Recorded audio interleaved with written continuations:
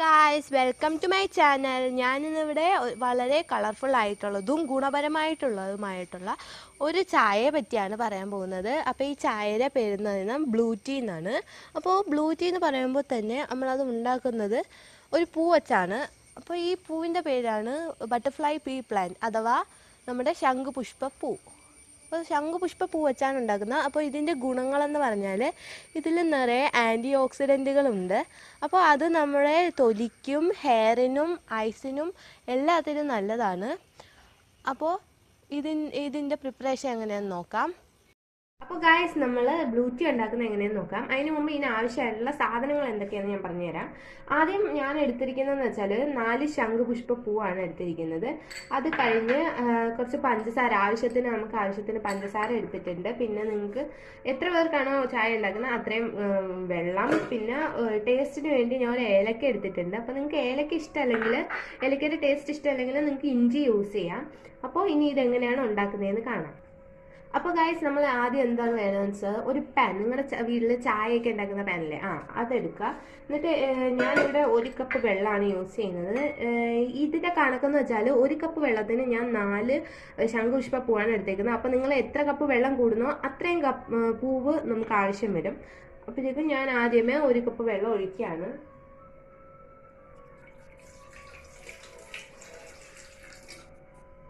അപ്പോൾ 1 കപ്പ് വെള്ളം ഒഴിച്ചു കഴിഞ്ഞാൽ നമുക്ക് അടുപ്പം ഒന്ന് കത്തിക്കാം. അതിനുശേഷം നമ്മൾ ഈ വെള്ളം ഒന്ന് തിളയ്ക്കാൻ വെക്കുകയാണ്. അപ്പോൾ ഞാൻ ഇത് ഹൈ ഫ്ലെയിമിലാണ് ഇട്ടിരിക്കുന്നത് ഗൈസ്. അപ്പോൾ ഇതിപ്പോൾ ആ സമയം കൊണ്ട് നമുക്ക് നമ്മുടെ ശംഖുപുഷ്പ പൂ ഒന്ന് ക്ലീൻ ചെയ്തെടുക്കണം. അപ്പോൾ അതിനായിട്ട് ഞാൻ ഒരു പാത്രത്തിൽ വെച്ച് വെള്ളം എടുത്തിട്ടുണ്ട്.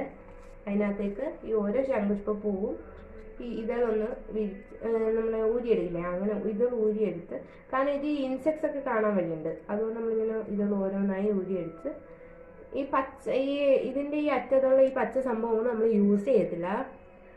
അതുകൊണ്ട് ജസ്റ്റ് പെറ്റൽസ് മാത്രം ഒന്ന് ഊരിയെടുക്കുക. അപ്പോൾ ഗൈസ്, ഞാനിവിടെ എടുത്തേക്കുന്നത് ഇപ്പോൾ പിച്ചിയ പൂവാണ്. അപ്പോഴത്തേക്കും നിങ്ങൾക്ക് വേണമെങ്കിൽ ഇതിൻ്റെ ഡ്രൈ ഫ്ലവേഴ്സ് യൂസ് ചെയ്യാം. എന്തൊരു യൂസ് ചെയ്താലും കളർ ഒന്നായിരിക്കും. അപ്പോൾ ഗൈസ്, നമ്മൾ ഇത് കഴുകി കഴിഞ്ഞു. അങ്ങനെ കഴുകി എടുത്തതിന് ശേഷം നമുക്കിതൊന്ന് ഡ്രെയിൻ ചെയ്ത് വെക്കാം. അപ്പോൾ ഗൈസ്, ഞാൻ ഇതിന് വെള്ളം എല്ലാം മാറ്റി കഴുകി എടുത്തിട്ടുണ്ട്. അപ്പോൾ നമുക്കിത് നേരെ ചായയിലേക്ക് ഇടാം. അപ്പോൾ നമ്മുടെ വെള്ളം നന്നായിട്ട് തിളച്ച് വന്നിട്ടുണ്ട്. അതിനകത്തേക്ക് നമുക്ക് ഈ പൂ ഇട്ട് കൊടുക്കാം.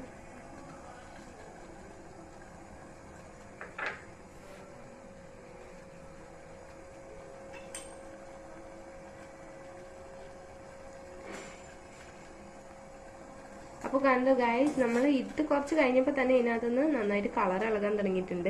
അപ്പോൾ ഇതിൻ്റെ കളർ, വെള്ളത്തിൻ്റെ കളർ ചേഞ്ച് വരുന്നത് നിങ്ങൾക്ക് മനസ്സിലാവും. കണ്ടോ ഗൈസ്. അപ്പോൾ നമ്മൾ ഇടയ്ക്കൊന്ന് ഒന്ന് ഇളക്കി കൊടുക്കുക. അപ്പോൾ ഗൈസ്, ഇതിനകത്ത് ഇനി ഫ്ലേവറിനായിട്ട് ഞാൻ ഒരു ഏലക്ക ചേർക്കുന്നുണ്ടെന്ന് പറഞ്ഞായിരുന്നു. അപ്പോൾ ഈ ഒരു ഏലക്ക നമ്മൾ ചേർക്കുന്നതെന്ന് പറഞ്ഞാൽ ഒന്ന് ചതച്ചിട്ടാണ് ചേർക്കുന്നത്. അപ്പോൾ നമുക്കൊന്ന് ചതയ്ക്കാം. അപ്പോൾ ഗൈസ്, ഞാൻ ചതയ്ക്കാൻ പോവുകയാണ്. അപ്പോൾ ഞാനിത് നമുക്കൊരു കല്ലാണ് എടുത്തിരിക്കുന്നത്. എടുത്ത് വെച്ച് ഏലക്കയൊക്കെ ഇടാണ്. അപ്പോൾ നമ്മൾ ചതയ്ക്കുകയാണ്.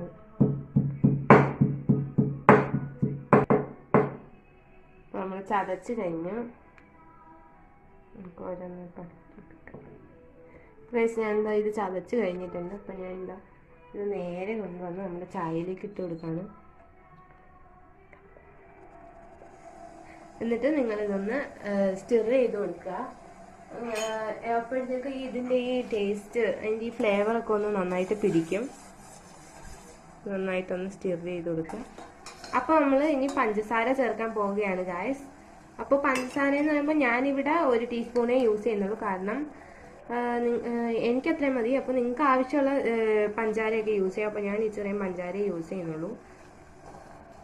ഇനി നന്നായിട്ട് വെട്ടി തിളയ്ക്കുന്നുണ്ട്. അപ്പോൾ ഒന്ന് സ്റ്റിർ ചെയ്ത് കൊടുക്കുക.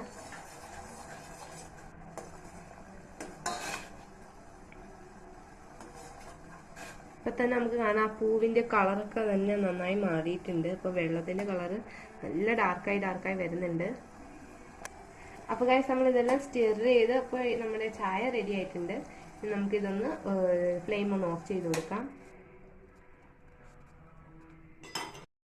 നമ്മൾ ഇതിന് ഈ പൂവൊന്നും ഞാൻ ഇപ്പോൾ ഡ്രെയിൻ ചെയ്ത് കളയുന്നില്ല. കാരണം ഇത് കുറച്ച് നേരം കൂടി ഇതിനകത്ത് ഇരുന്നാൽ ഇത് നല്ല ഡാർക്ക് കളർ ആവുകയും പിന്നെ ഇതിൻ്റെ ഗുണമൊക്കെ ഒന്ന് ഇറങ്ങുകയും ചെയ്യും. അപ്പോൾ ഞാൻ എന്താ ഇത് പൂവോട് കൂടി ഒഴിച്ചു വെക്കുകയാണ് ഇതിനകത്തിട്ട്.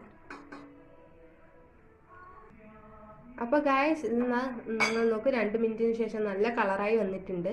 അപ്പോൾ നമുക്കിനി ഇത് ഡ്രെയിൻ ചെയ്തെടുക്കാം.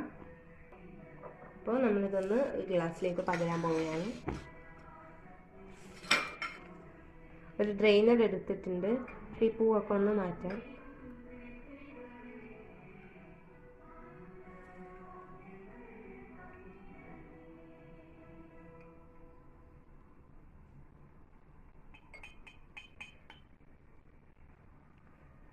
അപ്പോൾ ഗൈസ് നമ്മുടെ ബ്ലൂ ടീ റെഡി ആയിട്ടുണ്ട്.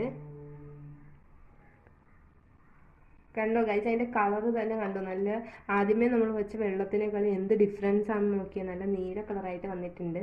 അപ്പോൾ നിങ്ങൾ എന്തായാലും ട്രൈ ചെയ്യുക.